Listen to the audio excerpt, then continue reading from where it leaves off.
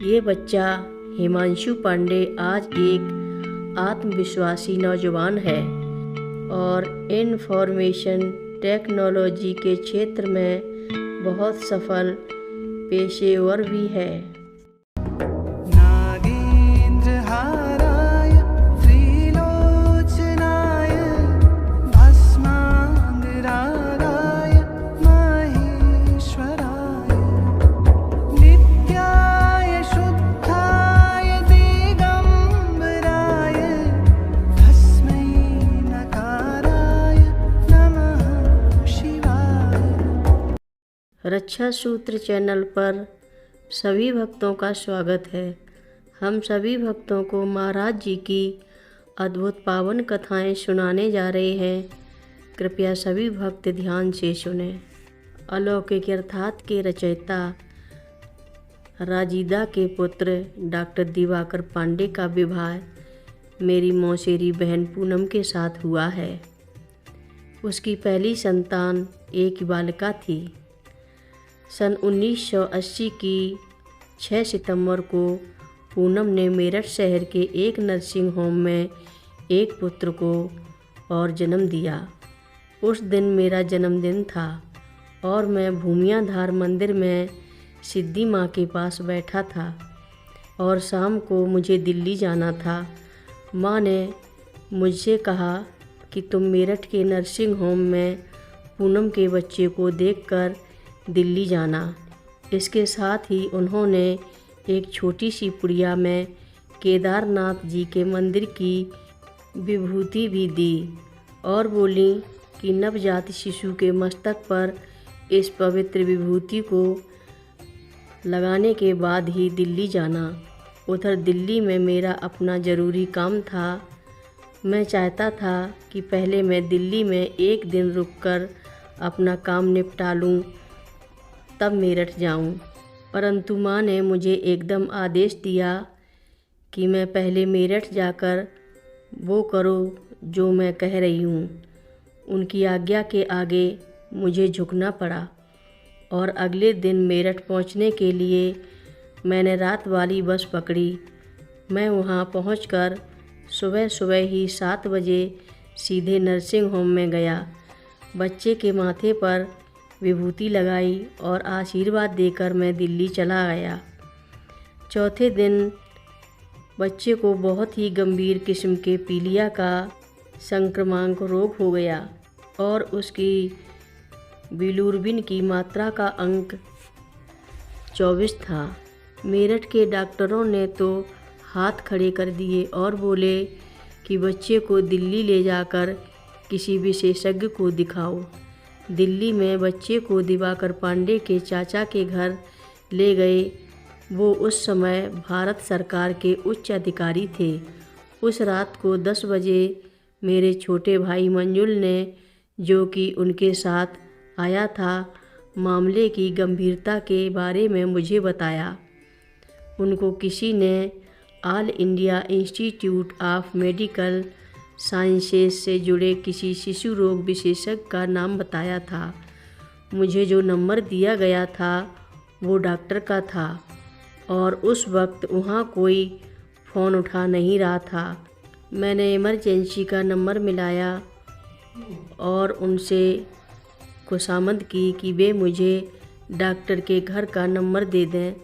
सन 1980 के ज़माने में भारतवर्ष में मोबाइल फ़ोन का प्रचलन नहीं हुआ था। घर में भी फ़ोन केवल कुछ अमीरों को ही मिलता था और उसमें भी लंबी लाइन लगती थी। जब मेरा फ़ोन लगा तो मुझको बताया गया कि डॉक्टर साहब अमेरिका में एक सेमिनार में भाग लेने के लिए हवाई अड्डे के लिए जा चुके हैं। उन दिनों भारत सरकार के अधिकारीगण आमतौर पर एयर इंडिया से ही जाते थे।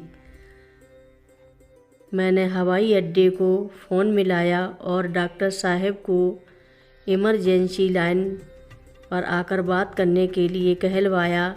डॉक्टर साहब पब्लिक फ़ोन पर आए पर झल्लाए हुए लगते थे। उन्होंने मुझसे कहा कि इस मामले में इस वक्त मैं कुछ नहीं कर सकता। मैंने उनसे आग्रह किया कि आप विशेषज्ञ हैं और जान बचाना तो आपका नैतिक कर्तव्य है, इसलिए आप किसी और अच्छे डॉक्टर के बारे में बताइए। कुछ क्षण रुककर उन्होंने एक महिला डॉक्टर का फ़ोन नंबर दिया जो कि एक कुशल शिशु रोग विशेषज्ञ थी और सफदरगंज अस्पताल में काम करती थी। मैंने उनके घर के नंबर का पता किया और फ़ोन किया। उनके नौकर ने बताया कि वो परिवार को लेकर घूमने गई हैं, देर में आएंगी। तब तक रात के 11 बज चुके थे और बच्चे के उपचार का समय बीता जा रहा था। वो नौकर पहाड़ी था। मैंने उससे पहाड़ी भाषा में बातचीत की और उसको दोस्त बना लिया।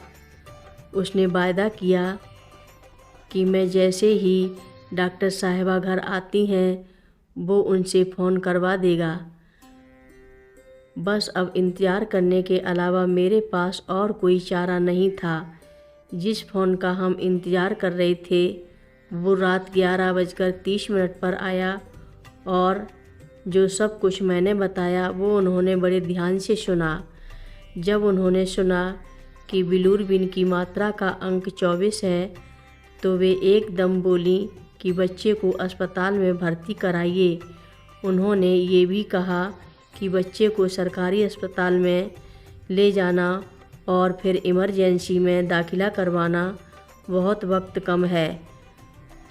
आप मेरी राय में बच्चे को गंगाराम चैरिटेबल ट्रस्ट अस्पताल जैसे अस्पताल में ले जाकर एकदम भर्ती कराइए और मैं अभी अस्पताल पहुंचती हूं। उसके बाद तो हमने तूफ़ान की तरह काम किया। मैंने टैक्सी मंगवाई और बच्चे के परिवार से एकदम अस्पताल पहुंचने के लिए कहा। हम लोग चलें और अस्पताल के इमरजेंसी विभाग में मिलें। डॉक्टर ने अस्पताल के लोगों को पहले से ही आगाह कर दिया था। हर चीज़ बड़ी निपुणता के साथ निभाई गई। ऐसा लगता था कि अतिमानवीय दिव्य शक्ति सबको प्रेरित कर रही हो। ये सब और डॉक्टर का वहाँ पर जाना रात के 1 बजे तक हो चुका था। ब्लड टाइप पता किया गया और हमसे एकदम ब्लड बैंक जाकर 2 पॉइंट खून लाने के लिए कहा गया। ब्लड का टाइप आम नहीं था। अस्पताल की ब्लड बैंक ने दूसरी ब्लड बैंक का नाम बताया जहाँ से कि वो हमें मिल सकता था। हम लोगों को खून मिल गया और तब रात्रि के 2 बजे खून चढ़ाने की प्रक्रिया शुरू हुई। डॉक्टर साहिबा ICU से 4 बजे निकल कर आईं और बताया कि हालत में थोड़ा सुधार हुआ है और आशा है कि बच्चा इस कष्ट से मुक्ति पा जाएगा। उन्होंने ये भी कहा कि किसी खून देने वाले को ढूंढो जो कि 2 या 3 पॉइंट खून दे पाएगा। उस खून में से प्लाज्मा निकालकर बच्चे को चढ़ाया जाएगा। अगले 3-4 दिन हम ऐसे आदमी को खोजते रहे जो कि उसी ब्लड टाइप का हो। मैंने अपने दोस्त यारों से पूछताछ की और तब एक दोस्त मिला जो कि सेना में अफसर था और उसने बताया कि उसका ब्लड भी उसी टाइप का है। वो तब रेड क्रॉस सोसाइटी गया और वहाँ उसका ताज़ा खून निकाला गया और तब उसमें से प्लाज्मा निकाला। इस सब में 72 घंटे लगे और वो प्लाज्मा बच्चे के शरीर में चढ़ाया गया। कहानी का सार संक्षेप में ये है कि 15 दिन के बाद बच्चे को परिवार के हवाले कर दिया गया, यह कहते हुए कि वो अब पूरी तरह से ठीक हो गया है। इस सारे खेल की खूबसूरती ये है कि माँ ने मुझे इस बच्चे के माथे पर विभूति लगाने भेजा और विधाता का लेख ऐसा था कि उसके 2 दिन के अंदर ही मेरा सारा शरीर और मन बड़ी घनिष्ठता से उस बच्चे के साथ जुड़ गया और इस दौरान मुझमें इतनी शक्ति, पहल करने की स्वतः स्फूर्ति और भाग दौड़ की इतनी भी हिम्मत आ गई कि इस सारे काम को उसे आखिरी मुकाम पर सही सलामत पहुंचा दूं। ये बच्चा हिमांशु पांडे आज एक आत्मविश्वासी नौजवान है और इंफॉर्मेशन टेक्नोलॉजी के क्षेत्र में बहुत सफल पेशेवर भी है। हर रोज़ महाराज जी की कथाएं सुनने के लिए रक्षा सूत्र चैनल को अवश्य सब्सक्राइब करें, शेयर करें और लाइक करें। घंटी बजाना ना भूलें।